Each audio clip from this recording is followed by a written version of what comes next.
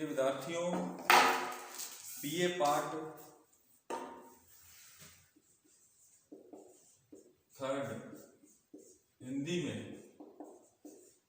आज हम कर रहे हैं द्विवेदी युग। इससे पहले हमने भारतेंदु युग पर बात की थी, आज हम द्विवेदी युग की बात करेंगे। देखिए, द्विवेदी युग की जो समय सीमा है वो 1900 से 1920 के आसपास है। द्विवेदी युग नाम महावीर प्रसाद द्विवेदी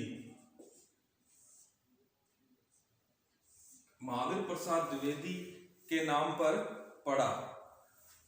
महावीर प्रसाद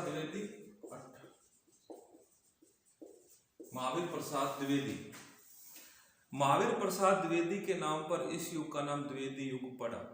इस युग को डॉक्टर नगेंद्र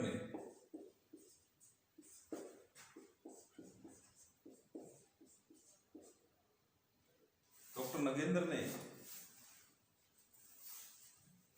जागरण सुधार काल कहा है। आचार्य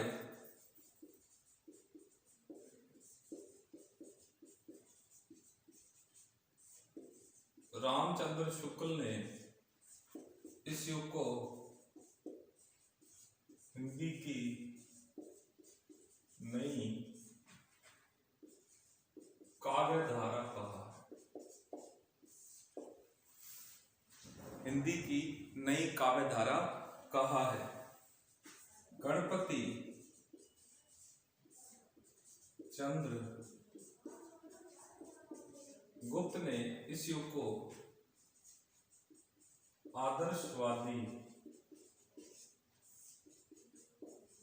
प्रबंध काव्य धारा कहा है। अब हम इन तीनों युगों से नाम सोच सकते हैं कि भारतेंदु युग की जो शुरुआत हुई थी उसका ये युग विस्तार करता है। मतलब भारतेंदु युग यदि एंट्री है, प्रवेश द्वार है, तो द्विवेदी युग उसका विस्तृत प्रांगण है। भारतेंदु युग की प्रवृत्तियों का यहाँ सुधार और विस्तार मिलता है, चाहे वो भाषा को सुधारने का काम हो, चाहे यूं कहें कि भाषा का परिष्कृत रूप हो। अब देखिए, भारतेंदु युग में गद्य की भाषा खड़ी बोली थी और पद्य की ब्रज भाषा थी। यहाँ गद्य और पद्य दोनों की खड़ी बोली थी। अब देखिए, भारतेंदु युग, अब मैं ये इसके अंदर इस युग को समझने से पहले अपने थोड़ी सी बात कर लेते हैं कि इस युग के अंदर एक काशी नागरी प्रचारणी सभा बनी थी। नागरी प्रचारणी सभा बनी थी 1893 के आसपास। इस युग का बेस, इस सभा के अंतर्गत क्या काम होते थे कि हिंदी के लिए खोज, चाहे वो पांडुलिपियों की खोज हो, चाहे वो पत्रिका का प्रकाशन हो, चाहे हिंदी को परिष्कृत करके बताना हो, तो इसके लिए एक संपादक मंडल तैयार हुआ जिसके अंतर्गत राम नारायण मिश्र, श्याम सुंदर दास और शिव कुमार सिंह ये तीन विद्वान थे। चाहे वो पांडुलिपियों की खोज हो, चाहे हिंदी को परिष्कृत करना हो, चाहे पत्रिका का प्रकाशन करना हो, चाहे हिंदी को बढ़ावा देना हो, इस युग का आधार बनता है। देखिए, इसके अंतर्गत भी इन्होंने 1896 में नागरी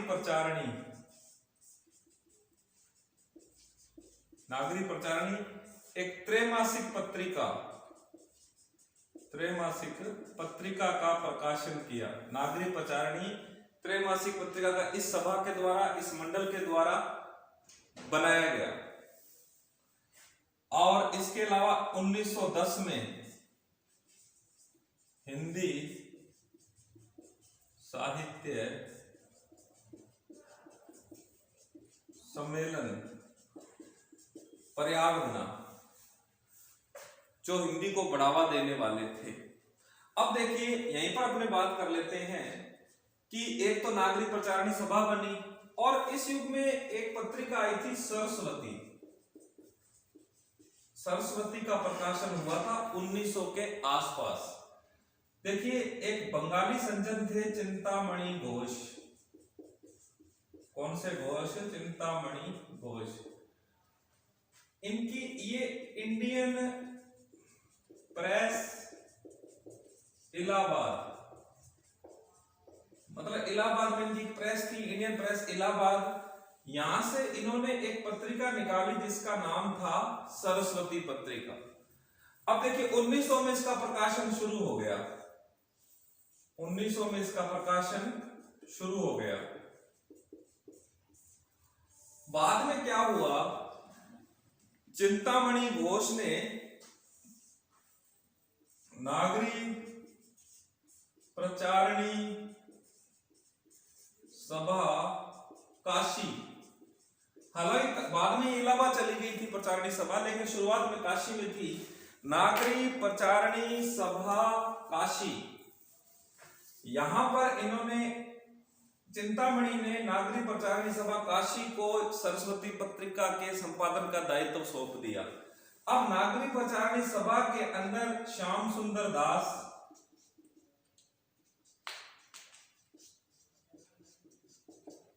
राधा कृष्ण दास,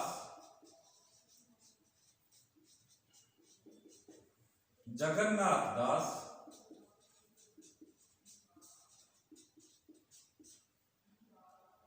कार्तिक प्रसाद,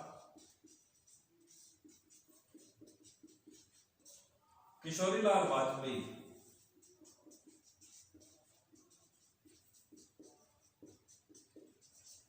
इन्होंने, इस मंडल ने, श्याम सुंदर दास, राधा कृष्ण दास, जगन्नाथ दास, कार्तिक प्रसाद, किशोरीलाल वाजपेयी, इन्होंने सरस्वती पत्रिका के प्रकाशन का दायित्व स्वीकार किया।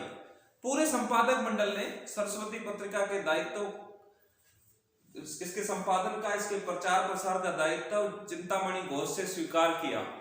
फिर क्या हुआ, 1901 में श्याम सुंदर दास इसके अकेले संपादक बने, मुख्य संपादक श्याम सुंदर दास। फिर 1903 से 1920, अब देखिए 1903 से 1920 यानी 1903 से 1920 यानी 1900 से 1920 यानी द्विवेदी युग को कह सकते हैं कि सरस्वती पत्रिका से जुड़ा रहा, सरस्वती पत्रिका से जुड़ा रहा युग। सरस्वती पत्रिका इसके अंदर हावी रहती है, सरस्वती पत्रिका से इनका अभिन्न संबंध था। तो 1903 से 1920 महावीर प्रसाद द्विवेदी सरस्वती पत्रिका के संपादक रहे 1903 से 1920। फिर 1920 से 1945 तक देवीदत्त शुक्ल इसके संपादक रहे। मतलब सरस्वती पत्रिका हिंदी साहित्य के लिए एक वरदान साबित हुआ, क्योंकि सभी लेखक इससे जुड़े हुए थे। द्विवेदी युग का सरस्वती पत्रिका आधार बना। तो 1920 से 1945 में देवीदत्त शुक्ल इसके संपादक रहे। इसलिए आचार्य रामचंद्र शुक्ल ने इसे, सरस्वती पत्रिका को 20वीं सदी का प्रारंभिक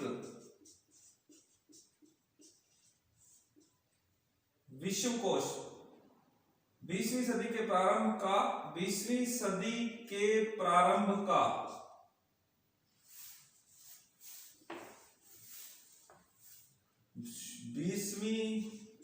सदी के प्रारंभ का विश्वकोश का 20वीं सदी के प्रारंभ का विश्वकोश कहा आचार्य रामचंद्र शुक्ल ने। 20वीं सदी के प्रारंभ का या 20वीं सदी की शुरुआत का विश्वकोश कहा किसको? द्विवेदी युग की सरस्वती पत्रिका को। तो द्विवेदी युग का संबंध हुआ सरस्वती पत्रिका और शुरुआत हुई नागरिक प्रचारणी सभा से। कुल मिलाकर हिंदी का परिष्कृत रूप इस युग में दिखता है। इस युग की प्रवृत्तियों का जब हम अध्ययन करेंगे तो युग निखर के हमारे सामने आएगा, वो हम करेंगे नेक्स्ट वीडियो में।